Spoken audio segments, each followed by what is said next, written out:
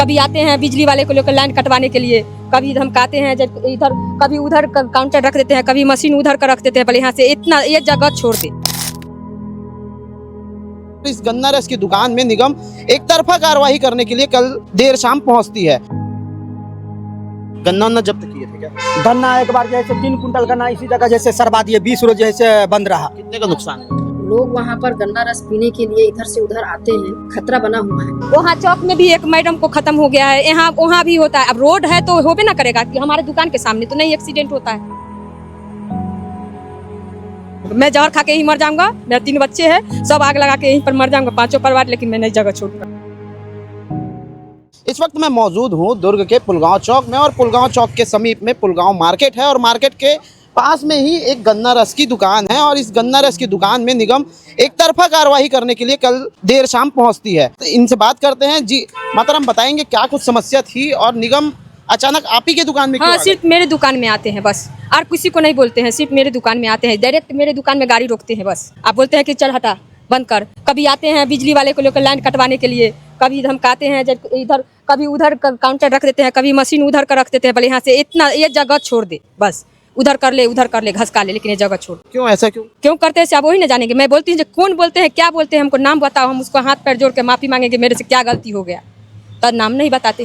तो आप पैसा साथ पटाए हो? हाँ, रसीद उसी सब कटाते हैं। कितने का कटवाते हो? पर्ची कटवाते हैं 5500 का पहले कटता था, लेकिन इस साल से 5856 रुपया का कटता है। क्या एक्सीडेंटल वाला पॉइंट बता रहे हैं क्या इसको? मतलब एक्सीडेंट होता है क्या यहाँ जगह पे? एक्सीडेंट तो वहाँ भी 2 नंबर पर भी हुआ है, उस दिन लड़की को हुआ है। वहाँ चौक में भी एक मैडम को खत्म हो गया है, यहाँ वहाँ भी होता है। अब रोड है तो होबे ना करेगा कि हमारे दुकान के सामने तो नहीं एक्सीडेंट होता है। ये तो अंदर ही दबी हुई है। हमारा दुकान तो अंदर है, हमारे दुकान से क्या लेना दे। मैं नाली पर बोले चलो नाली पर कर लो, तो नाली पर कर लिए। आप क्या करेंगे, आप बताइए। एक्सीडेंट रोड में नहीं होता है तो कहाँ होता है? तो कल दुकान हटाने के लिए पहुंचे थे, क्या क्या किए? दुकान हटा बोलते हैं कि चल सामान ले जाएंगे करके, मैं पकड़ लिए सामान को। मैं बोली मैं नहीं ले जाऊंगा, मैं जहर खा के ही मर जाऊंगा, मेरे 3 बच्चे हैं, सब आग लगा के यहीं पर मर जाऊंगा, 5 परिवार, लेकिन मैं नहीं जगह छोड़ूंगा। क्या क्या करते 3 बच्चे? 3 बच्चे, दोनों बच्चे पढ़, अभी पेपर चल रहा है, दोनों बच्चे नहीं आए, पेपर चल रहा है। लड़की यहाँ है, पढ़ लिए है करके, बीमारी के कारण छुड़वा दिया। बीमारी है बच्चे? टीबी का बीमारी है।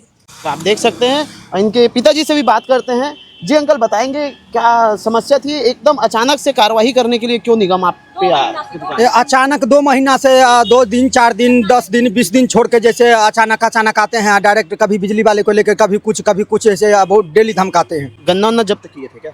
गन्ना एक बार जैसे 3 कुंटल गन्ना इसी जगह जैसे सरवा दिए, 20 रोज जैसे बंद रहा। कितने का नुकसान हुआ? हमारा उस समय में कम से कम खाली गन्ना था 3000 का, अब 20 रोज जैसे हमारा रोजी गया से वो अलग। और उसके बाद जैसे बोले क्यों गया कैबिनेट मंत्री के पास, यही सब जैसे धमकाए उमकाए। तो आप मंत्री जी के पास गए थे? हाँ, दोबारा फिर मंत्री जी के पास गए। क्या बोले मंत्री जी? तो मंत्री जी बोले जाओ, जैसे हम फोन करेंगे, अगर आएगा निगम वाला तो हम जैसे हम हमारे से बात कराना।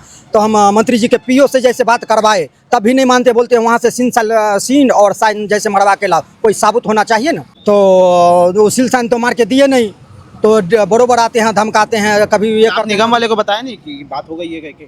तो वो तो जैसे पीओ से बात करवा दिए, मंत्री जी को पीओ से बात करवा दिए, लेकिन उसको मानता ही नहीं देते हैं। तो निगम एक ही दुकान पे टारगेट क्यों? सिर्फ एक दुकान है, वही तो वजह जानना चाहता हूं। लाइन से और भी दुकानें, यहाँ से वहाँ तक 20 दुकान है। किसी का 2 गन्ना मशीन है, किसी का 4 दुकान है, किसी का 2 दुकान है, किसी का 1 दुकान है, किसी का 5 दुकान है, किसी का कुछ है, ऐसा ही करके है। और किसी को कोई कुछ नहीं कहते हैं। पर्ची कटाने जाते हैं तो वहाँ पर्ची नहीं काटते हैं, बोलते हैं वहाँ का जैसे पर्ची नहीं कटाता है। तो और सबको जैसे यहाँ से वहाँ तक 1000 रुपया का महीना पर्ची काटते हैं, हमको नहीं क्यों काटते हैं? अगर आपकी मांगे, मतलब यहाँ दुकान अगर आपकी एकदम ही हटवा देंगे तो फिर क्या करेंगे आप? हम पूरे बाल बच्चे जैसे जहर खा के मर जाएंगे इसी जगह, हमको रोजगार चाहिए।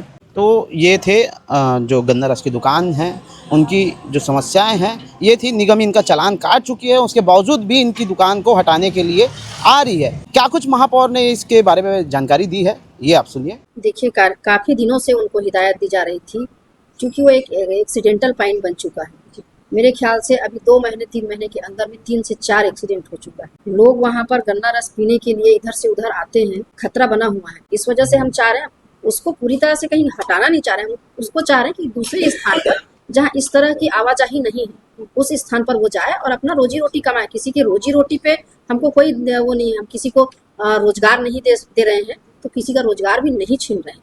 लेकिन उनको भी समझना होगा शहर की व्यवस्था को, और शहर की व्यवस्था को समझते हुए उनको भी सहयोग करना होगा। लेकिन वो सहयोग नहीं कर रहे हैं, वो समझ नहीं रहे हैं जो 3 से 4 परिवार में जिसका भी एक्सीडेंट हुआ है उसकी क्या स्थिति। वो तैयार हो तो हम उसको जगह देने को तैयार हैं, पर वो तैयार तो हो, पर हम भी मजबूर हो जाएंगे एक समय के बाद। कई बार हो चुका है हिदायत देते, कई बार, उसके बावजूद भी वो हटने को तैयार नहीं है। ऊपर से हमारे कर्मचारी को अपनी धमकी देते हैं। अब आप बताइए, मैं आपसे पूछ रही हूँ, शहर को व्यवस्थित बनाने के लिए यदि हमारे कर्मचारी गए हैं तो क्या आप उसको धमकी देंगे अपनी जान की, कि आपको भी सहयोग करना चाहिए शहर को व्यवस्थित बनाने। ऐसे ही खबरों से बने रहने के लिए केपी न्यूज़ को सब्सक्राइब करें। शुक्रिया।